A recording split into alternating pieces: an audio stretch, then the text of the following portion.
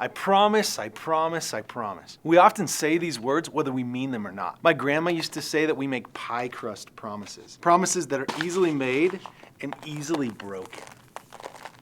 But that's us. God doesn't do that. When he makes a promise, he keeps it every time, without fail. He made hundreds of promises in the Bible with his people, and he came true and is still coming true on them always. I was recently reflecting back on the promises that he gave Joshua in the Bible. Here was this leader in the Bible that was most likely devastated at one point because his mentor and father figure, his leader, was now dead.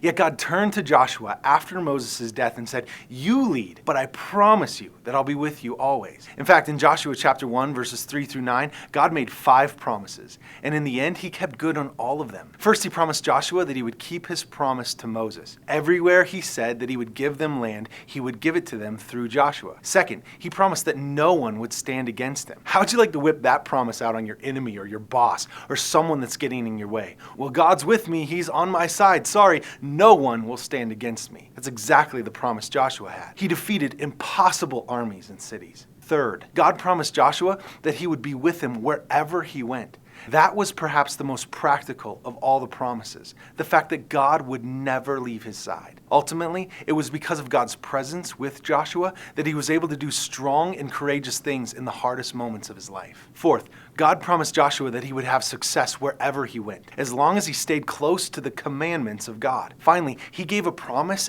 and a command all wrapped in one. He said, "I promise you have nothing to fear." So he told Joshua, "Do not be afraid. Do not get discouraged. Keep your head up." Joshua could do that because all of the other promises God had made would come true. So for you and for me, we too can rest on the promises of God. He said that if we believe in him and we walk in his truth, that he will be with us no matter where we go. And listen, there's nothing greater that God can give us in this life than himself.